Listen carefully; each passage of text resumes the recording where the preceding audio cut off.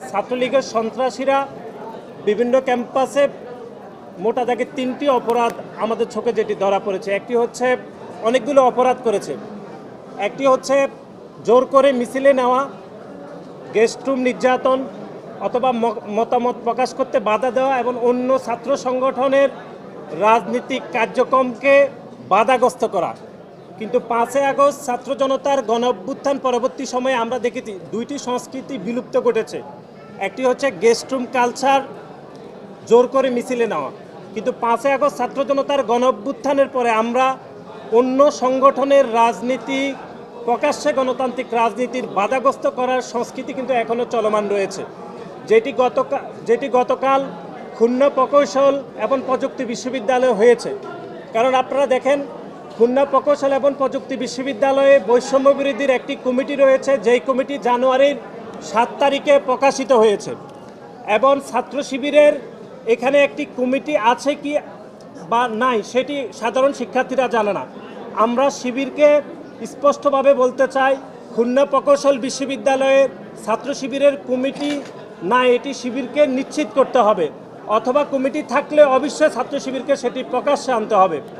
এবং গতকাল খুলনা প্রকৌশলী বিশ্ববিদ্যালয়ে যে ঘটনা ঘটেছে সেটিকে আমরা এভাবে বর্ণনা করছি যে বাংলাদেশে বড় বড় অগ্নিকাণ্ড যখন ঘটে আমরা দেখি সেটি ছোট ছোট শর্ট সার্কিট থেকে তৈরি হয়।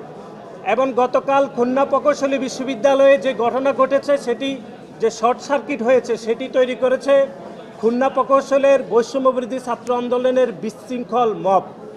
এবং এটির নেতৃত্ব দিয়েছেন খুলনা প্রকৌশল বিশ্ববিদ্যালয়ের বৈষম্যবিরোধী আন্দোলনের আহ্বায়ক ওমর ফারুক, এবং কেন্দ্রীয়ভাবে সেটি মনিটরিং করেছেন বৈষম্যবিরোধী ছাত্র আন্দোলনের কেন্দ্রীয় সমন্বয়ক বা আহ্বায়ক হাসনাত আবদুল্লাহ। আমরা যেটি মনে করছি সেটি হচ্ছে, জনাব হাসনাত আবদুল্লাহ বিভিন্ন সভা সেমিনারে বাংলাদেশের মানুষকে বিভিন্ন জ্ঞান দিয়ে থাকেন, বিভিন্ন ওয়াজ নসিহত করে থাকেন। আমরা ওনার কাছে জানতে চাই যে প্রধান উপদেষ্টার সহিত রাজনৈতিক দলগুলোর যে মিটিং হয়েছে সেখানে হাসনাত আবদুল্লাহ কোন প্রোটোকলে গিয়েছেন এটা আমরা একটু জানতে চাই। এবং নাসিরউদ্দিন পাটোয়ারি রাজনৈতিক দলগুলোর কোন প্রোটোকলে প্রধান উপদেষ্টার সাথে গিয়ে মিটিং করেছেন সেটিও আমরা জানতে চাই।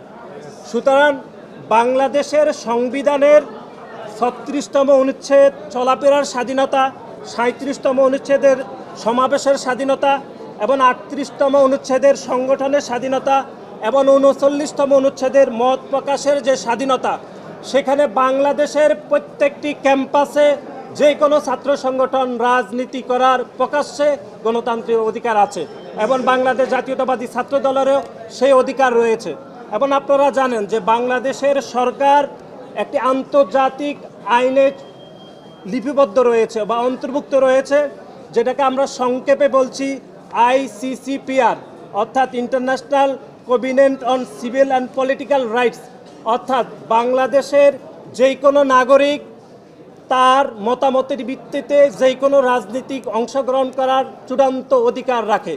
সেখানে বৈষম্য বিরোধী ছাত্র আন্দোলনের ওমর ফারুক কিভাবে বাংলাদেশ জাতীয়তাবাদী ছাত্র দলের ৩ জন নেতাকর্মীর উপর হামলা করে, সেই প্রশ্ন আমরা বৈষম্য বিরোধী ছাত্র আন্দোলনের নেতৃবৃন্দর কাছে রাখতে চাই। একই সাথে শিবিরকে আমরা পুনরায় প্রশ্ন রাখতে চাই যে খুলনা প্রকৌশল এবং প্রযুক্তি বিশ্ববিদ্যালয়ে তাদের কমিটি রয়েছে কিনা, যদি থেকে থাকে সেটি প্রকাশ্যে কিনা, অথবা কমিটি যদি নাই থাকে তাহলে সেটি তাদেরকে অবশ্যই নিশ্চিত করতে হবে। এবং গতকালের যে হামলা হয়েছে সেই হামলার বিষয়ে শিবির এবং বৈষম্য বিরোধী আন্দোলনের নেতৃবৃন্দকে অবশ্যই ব্যাখ্যা দিতে হবে বলে আমরা মনে করছি।